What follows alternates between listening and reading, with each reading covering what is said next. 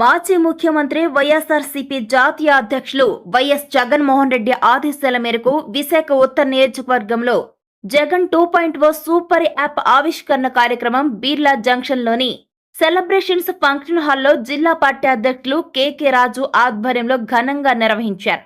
ఈ సందర్భంగా నాయకులు మాట్లాడుతూ పార్టీ కార్యకర్తలు, అభిమానులు, ప్రజలకు పార్టీ కార్యక్రమాలు, అదేవిధంగా సంక్షేమ అంశాలు, సభ్యత్వ నమోదు, ఫిర్యాదుల స్వీకరణ, పార్టీ సమాచారాన్ని వేగంగా అందించేందుకు గాను జగన్ 2.0 సూపర్ యాప్ ఎంతో ఉపయోగకరంగా ఉంటుందని పేర్కొన్నారు. ఆధునిక సాంకేతికతను వినియోగించుకుంటూ పార్టీని గ్రామ స్థాయి నుంచి బూత్ స్థాయి వరకు మరింత బలోపేతం చేయడంలో ఈ యాప్ కీలక పాత్ర పోషిస్తుందని అభిప్రాయపడ్డారు. ప్రతి కార్యకర్త తమ మొబైల్లో యాప్ను డౌన్లోడ్ చేసుకుని పార్టీ కార్యక్రమాలను ప్రజల్లోకి మరింత విస్తృతంగా తీసుకెళ్లాలని పిలుపునిచ్చారు.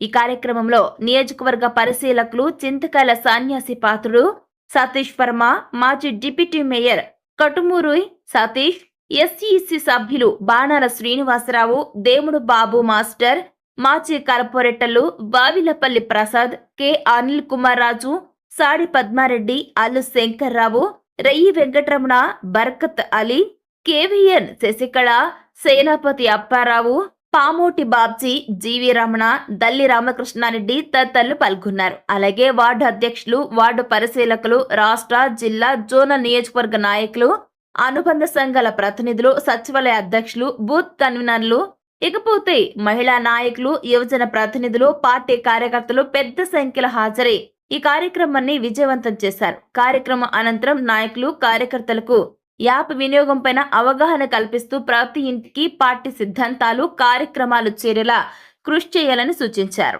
సంబంధించి ఈ రాష్ట్రంలో ఉన్న పరిస్థితులు మనందరికీ కూడా తెలుసు. ఈరోజు ప్రతి వైఎస్ఆర్ కాంగ్రెస్ పార్టీ కార్యకర్త, ప్రతి వైఎస్ఆర్ కాంగ్రెస్ పార్టీ నాయకుడు కూడా మనం ఎక్కడికి వెళ్ళినా ప్రతిపక్షంలో ఉన్నా సరే ఈరోజు గర్వంగా ప్రజల దగ్గరికి వెళ్ళి మాట్లాడగలిగే స్థితిలో మనందరం కూడా.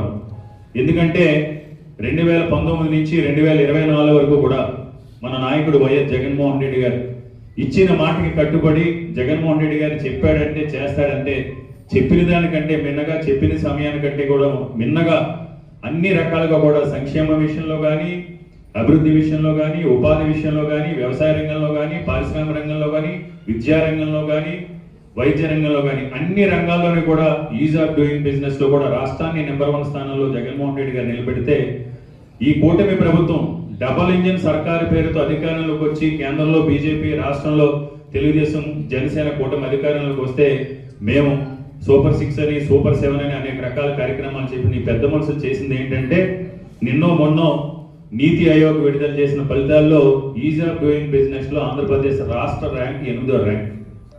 జగన్మోహన్ రెడ్డి గారు 5 సంవత్సరాలు ముఖ్యమంత్రి ఉన్న కాలంలో 2 సంవత్సరాలు కరోనాతో మనం ఇబ్బంది పడ్డా ఆ రోజు ఉన్నది ఫస్ట్ ర్యాంక్ ఆంధ్రప్రదేశ్ రాష్ట్రం. దట్ ఈజ్ జగన్మోహన్ రెడ్డి గారు. కేవలం ఈరోజు ఈ ప్రభుత్వంలో అభివృద్ధి, సంక్షేమం, ఉపాధి, పెట్టుబడులు ఇవన్నీ పేపర్లకే పరిమితం. ఈనాడు పత్రికలోనో, ఆంధ్రజ్యోతి పత్రికలోనో, TV5లోనో కథనాలు రాసుకోవడానికి తప్ప క్షేత్ర స్థాయిలో కూడా ఎక్కడ కూడా వీళ్ళు ఇవన్నీ పెట్టుబడులు తీసుకు ఏదన్నా చిన్న చితక ఈరోజు చంద్రబాబు నాయుడు గారు చేస్తున్న ఓపెనింగ్లు కానీ, శంకుస్థాపనలు కానీ ఇవన్నీ జరుగుతున్నాయంటే 2021లో ఆ రోజు జగన్మోహన్ రెడ్డి గారు గ్లోబల్ ఇన్వెస్ట్మెంట్ సమ్మిట్ లో తీసుకొచ్చిన 13,43,000 కోట్ల రూపాయలు పెట్టుబడులకు సంబంధించి మాత్రమే అవి కొనసాగింపుగానే ఈరోజు ఈ ఎన్నిక చంద్రబాబు నాయుడు గారు చేస్తున్నారు తప్ప ఈరోజు కొత్తగా వీళ్ళు పొడిచింది లేదు, వీళ్ళు చేసింది లేదు. కాబట్టి మనం జగన్మోహన్ రెడ్డి గారు ఈరోజు అధికారంలో ఉన్న వ్యక్తిత్వం మనకు తెలుసు. రాజశేఖర రెడ్డి గారు కావచ్చు, జగన్మోహన్ రెడ్డి గారు కావచ్చు, అధికారంలో ఉన్నా లేకపోయినా ఎప్పుడు ప్రతిపక్షం అంటే ప్రజాపక్షాన్ని భావించి నిత్యం ప్రజల మధ్యలో ఉండి ప్రజల కష్ట సుఖాలు పాల్పంచుకొని ధైర్యంగా ప్రజా సంక్షేమం కోసం, ప్రజల కోసం పోరాడే నాయకుడి ఆధ్వర్యంలో ఈరోజు మనం పనిచేస్తూ ఉన్నాం. ఈరోజు మన ఎన్నికల్లో గడిచిన 20 ఎన్నికలు పూర్తయిన తర్వాత గడిచిన 24 నెలల్లోని కింద స్థాయి కార్యకర్త దగ్గర నుంచి జగన్మోహన్ రెడ్డి గారి వరకు కూడా కూటమి నాయకులు ఏ రకంగా ఇబ్బంది పెట్టే ప్రయత్నాలు చేశారో మనందరికీ కూడా తెలుసు. కానీ ఎవరు ఎన్ని కక్ష సాధింపుల చర్యలు పాల్పడ్డా ఈరోజు మనం నిలబడ్డాం.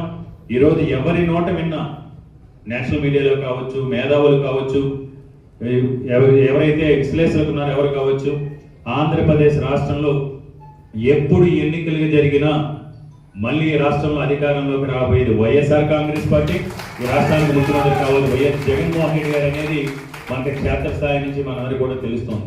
కాకపోతే మనం చేయాల్సిందల్లా మన నాయకుడు ప్రాధాన్యత మనకు తెలుసు. అత్యంత ప్రాధాన్యత కలిగిన నాయకుడు ఈరోజు భారతదేశంలో రీజనల్ పార్టీస్ అన్నింటిలో కంటే కూడా జగన్మోహన్ రెడ్డి గారు మనం చూసాం. ఒక పిలిపిస్తే మన విశాఖపట్నంలో కావచ్చు, భీమవరంలో కావచ్చు, భీమవరంలో అయితే మీరు చూసే ఉంటారు, అసలు కంట్రోల్ చేయలేని ఒక జన సముద్రంలో జగన్మోహన్ రెడ్డి గారు ఎక్కడికి వెళ్ళి ఉన్నారు. కాకపోతే దీన్ని మనం చేయాల్సిందల్లా ఏంటంటే జగన్మోహన్ రెడ్డి గారికి ఉన్న ప్రజాదరణని, జగన్మోహన్ రెడ్డి గారికి ఉన్న ప్రజలు పెట్టుకున్న నమ్మకాన్ని మనం దాన్ని ఉపయోగించుకునే విధంగా కమిటీలకు సంబంధించి చక్కగా కమిటీల నిర్మాణం చేసుకుని పార్టీకి వార్డు కమిటీలు కానీ, సచివాలయ కమిటీలు కానీ, అదేవిధంగా కింద స్థాయి వరకు అనుబంధ సంఘాల కమిటీలు కానీ ఒక నెట్వర్కింగ్ సిస్టమ్ జగన్మోహన్ రెడ్డి గారి ఆదేశాల మేరకు పూర్తి చేసుకోవడంతో పాటు ఎస్ఐఆర్ లాంటి ప్రోగ్రాంలో మనం చాలా బాధ్యతగా ఉండాల్సిన అవసరం ఉంది. ఎందుకంటే రేపు పొద్దున ఓటు ఎవరికి వేస్తారని అనవసరం. మన భారతదేశంలో రాజ్యాంగం, ప్రజాస్వామ్యంలో రాజ్యాంగం కల్పించిన ప్రాథమిక హక్కు ఓటు. ఒక పార్టీకి సంబంధించిన ప్రతినిధులుగా, ఒక పార్టీకి సంబంధించిన కార్యకర్తలుగా, పార్టీకి సంబంధించిన వర్కర్స్గా మనం ఏదన్నా ప్రధానమైన బాధ్యత ఓటు హక్కును, ప్రతి పౌరుడు యొక్క ఓటు హక్కును కాపాడటం. కాబట్టి ఎస్ఐఆర్కి సంబంధించి మనం చాలా సిన్సియర్గా, ఇంకా దేవుడి దయ వల్ల ముందైతే టైం ఏమన్నారు, ఇంకొక 8 days టైం ఉంది ఎస్ఐఆర్ సంబంధించి. 800 లాస్ట్ 2 days చేయొచ్చులని నిర్లక్ష్యం, ఇంకా ఎక్స్టెండెన్స్ చేయరు. ఫస్ట్ 2 phases కూడా టైము ఎక్స్టెన్షన్ ఇవ్వలేదు ఎస్ఐఆర్, మనకే ఇవ్వడం జరిగింది, మన అదృష్టం. 3rd phase మాత్రమే ఎస్ఐఆర్ సంబంధించి 10 రోజులు ఎక్సెస్ టైం ఇచ్చారు. దీనికి మన పార్టీ కమిటీలకు టైం ఇచ్చినప్పుడు ఎక్సెస్ టైం ఇవ్వరు. దీన్ని సద్వినియోగం చేసుకుని ఎస్ఐఆర్ విషయంలో చాలా సిన్సియర్గా మనందరం కూడా కష్టపడి పనిచేయాల్సిన అవసరం. ఇప్పుడు చాలా బాగా చేశాం, ఇంకా చేయాల్సిన అవసరం ఉంది. చేసిన చోట కొన్ని చోట్ల చేశారు. అదేవిధంగా పార్టీ కమిటీలకు సంబంధించి చాలా చోట్ల ఇంకా మనం ఇంకా 30% దాకా కమిటీలు నియామకం చేయాల్సి ఉంది. ఇచ్చినవి కూడా డిజిటలైజేషన్ కూడా పూర్తి చేయాల్సిన అవసరం ఉంది. ఇవన్నింటినీ కూడా